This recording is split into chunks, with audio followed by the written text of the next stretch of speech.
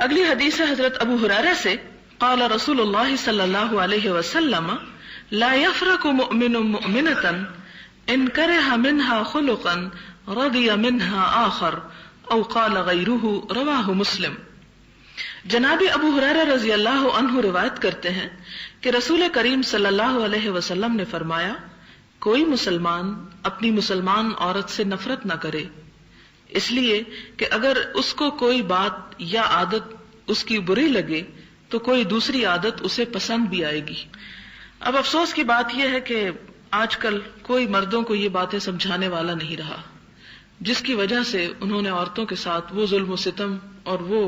معاملات شروع کر دیے کہ جو ہونے نہیں چاہیے۔ آپ دیکھیں کہ کتنے خوبصورت انداز میں آپ صلی اللہ علیہ وسلم فرما رہے ہیں کہ کوئی مسلمان اپنی مسلمان بیوی سے نفرت نہ کرے،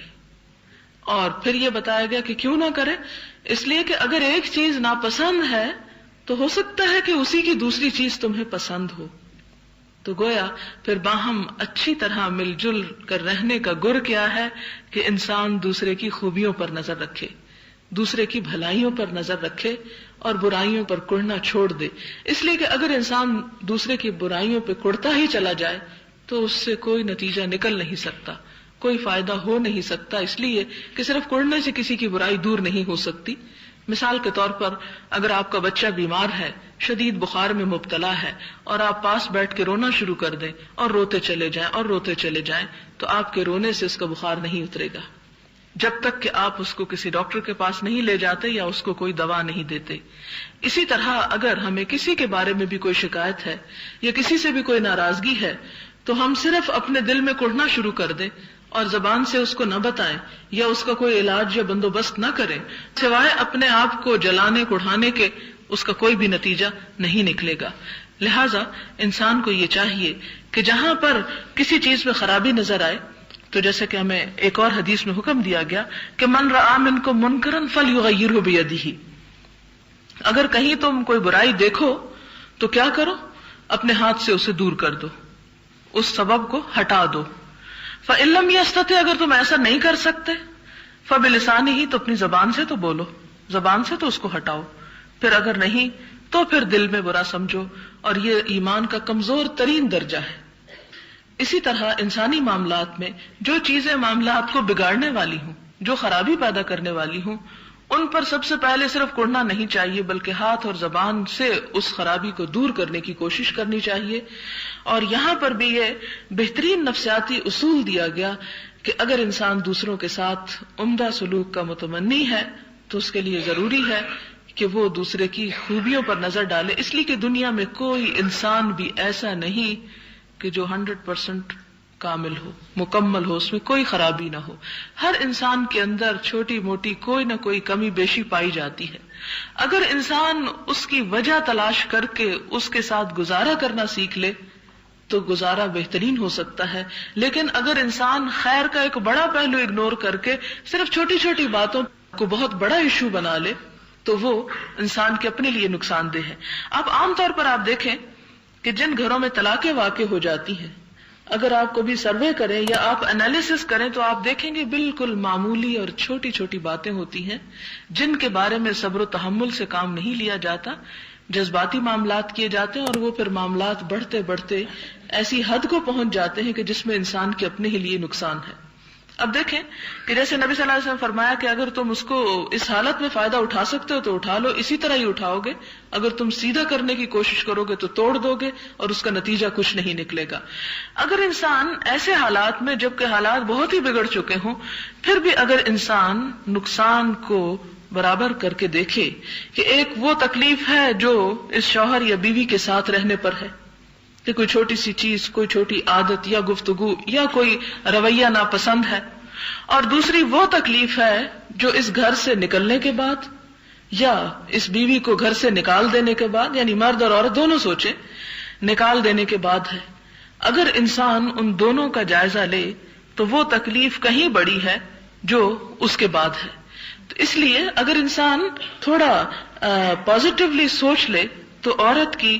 برائی یا شوہر کی کوئی عادت جو ناگوار ہے اس پر کنٹرول کیا جا سکتا ہے۔ پچھلے دنوں میں ایک اخبار میں پڑھ رہی تھی کہ کسی شخص نے اپنی پسند کی شادی کی اور شادی کے کچھ ہی دن کے بعد اپنی جو بیوی تھی جسے بڑے ارمانوں سے اور بڑی محبت سے وہ بیاہ کے لایا تھا، اس کے نیند میں خراٹے لینے کی عادت کی وجہ سے اس کے ناک کے اندر روئی ڈال دی اور وہ اسی طرح اس کی ڈیتھ ہو گئی. تو ظاہر ہے کہ ایک بڑی تکلیف دہ صورتحال ہے. کچھ لوگ جو ہیں وہ نہیں سو سکتے خراٹوں کی وجہ سے، ایک شدید قسم کی ڈسٹربنس ہو سکتی، خصوصاً جن لوگوں کی نیند کم ہو. لیکن آپ دیکھیں کہ انسان اپنی خوشیوں کی خاطر اگر تھوڑی سی کسی کی تکلیف برداشت نہیں کر سکتا، اگر پھول چاہیے تو اس کے ساتھ کانٹا اوائڈ کرنا چاہتا تو یہ ہو نہیں سکتا. اگر چھوٹی چھوٹی تکلیفیں اور چھوٹی چھوٹی باتیں انسان ان کو بہت بڑا ایشو بنا لے تو زندگی گزارنا مشکل ہو جائے. لہذا سسرال ہو یا شوہر بیوی کا معاملہ ہو یا کہیں پر انسان جہاں کام کرتا ہو وہاں اپنے ساتھ رہنے والوں کے اور ساتھ کام کرنے والوں کے معاملات ہوں، تو ان تمام معاملات کی خوشحالی کا اور تعلقات کی بہتری کا انحصار اس بات پر ہے کہ انسان کتنا ضبط کرنا جانتا ہے. اور ضبط وہی انسان کر سکتا ہے جو تکبر میں مبتلا نہ ہو اور جو اپنے آپ کو بڑی چیز نہ سمجھتا ہو اور جو یہ سمجھتا ہو کہ مجھ سے بھی تو غلطی ہوتی ہے، کیا ہوا اگر دوسرے سے غلطی ہو گئی، کیا میں نہیں چاہتا کہ مجھے معاف کر دیا جائے. اگر میں اپنے بارے میں یہ سمجھتا ہوں اور اس بات کی تمنا رکھتا ہوں مجھ سے درگزر کیا جائے تو پھر میرے اندر بھی یہ بات ہونی چاہیے کہ میں دوسروں کی غلطیوں اور کمزوریوں کو درگزر کروں اور انہیں بہت زیادہ امپورٹنس نہ دوں، اس لیے کہ اس دنیا میں صرف خوشیاں ہیں نہیں، ہر پھول کے ساتھ کانٹا ہے اور ہر اچھی چیز کے ساتھ جس کا ڈارک پہلو بھی ہے. اگر دن کی روشنی ہے تو رات کا اندھیرا بھی ہے، اور اگر اچھے حالات ہیں تو زندگی میں تلخیاں اور گرمیاں بھی ہیں. لہذا انسان اچھائی کی امید رکھے اور دوسرے پہلو کو زیادہ سے زیادہ نظر انداز کرتا چلا جائے، یہی زندہ رہنے کا گر ہے. اور اگر انسان اس پہلو کو اپنے اوپر غالب کر لیتا ہے جو تکلیف کا ہے تو وہ شخص کہیں بھی دنیا میں چین نہیں پا سکتا. پھر اسی طرح اگلی حدیث ہے کہ جناب عمرو بن احوص جشمی رضی اللہ عنہ راوی ہیں کہ میں نے رسول اللہ صلی اللہ علیہ وسلم کے حجۃ الوداع کے موقع پر اللہ تعالیٰ کی حمد و ثنا اور نصائح اور واعظ کے بعد یہ فرماتے ہوئے سنا، خبردار عورتوں کے ساتھ بھلائی کا انداز اختیار رکھو، اس لیے کہ وہ تمہارے پاس قیدی ہیں اور تم ان سے سوائے اپنے خاص حق کے کسی اور چیز کے مالک نہیں ہو. تمہیں جس چیز کا نکاح کے بعد اختیار دیا گیا ہے وہ صرف ان کی ذات ہے، باقی جو ان کی اپنی چیزیں ہیں یا ان کے اپنے بھی شوق ہیں یا اپنی بھی خواہشات ہیں تو ان سب پر تمہیں مالک نہیں اور مختار نہیں بنایا گیا. ہاں اگر وہ خلاف عصمت و آبرو کوئی حرکت کریں، یعنی بے حیائی کا کوئی کام کریں، تو بطور سزا یہ کر سکتے ہو کہ اپنے بستر سے انہیں دور رکھو اور ہلکی مار بھی مار سکتے ہو مگر ضرب شدید نہیں. پھر وہ تمہاری بات مان لیں تو اور کوئی تکلیف نہ دو. یہ سورۃ النساء کی اس آیت کی تفسیر بھی ہے کہ جس میں یہ آتا ہے کہ فَإِذُوهُنَّ فَاهْجُرُوهُنَّ فِي الْمَضَاجِعِ وَاضْرِبُوهُنَّ کہ اگر تمہیں ان کے نشوز کا ڈر ہو تو نشوز سے مراد پھر کیا ہوا؟ یہ حدیث اس کی وضاحت کرتی ہے کہ بے حیائی کا ارتکاب، کہ اپنے شوہر کے خاص حق میں کسی دوسرے مرد کو شریک کرے. تو ایسی صورت میں مرد کو کیا حکم دیا گیا کہ پہلے تو سمجھائے، نہ سمجھے تو پھر اس سے قطع تعلق ہی کرے، اس پر بھی نہ سمجھے تو پھر تیسرے درجے پہ مار سکتا ہے، لیکن کیسی مار؟ ضرب شدید نہیں. کہ اس کی بھی دو باتیں بتا دی گئی کہ ایسا نہ ہو کہ جس سے جسم کے اوپر کوئی نشان رہ جائے اور ایسا بھی نہ ہو کہ جو چہرے کے اوپر ہو. تو پھر حضرت ابن عباس سے کسی نے پوچھا پھر وہ کیا ہو؟ تو آپ نے کہا جیسے مسواک جیسی چیز سے مارنا. واضح رہے کہ تم کو اگر بیویوں پر کچھ حق ہے تو بیوی کو بھی تم پر حق حاصل ہے. یہ اللہ تعالیٰ نے عورت کے حق کی حفاظت کی اور فرمایا کہ اگر تمہیں حق ہے بیوی پر تو بیوی کا بھی تم پر حق ہے. بیوی پر تمہارا تو حق یہ ہے کہ وہ ان سے ربط و ضبط اور بے تکلفی کا تعلق نہ رکھے جن کو تم ناپسند کرتے ہو. یہ ہے شوہر کا حق بیوی کے اوپر کہ بیوی ان کے ساتھ ایسا تعلق نہ رکھے، یعنی دوسرے مردوں کے ساتھ بے تکلفی کا، یا ایسا تعلق کہ جسے شوہر ناپسند کرتا ہو،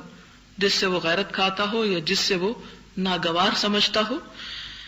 یعنی تمہارے بستر تک ان کو رسائی نہ دیں.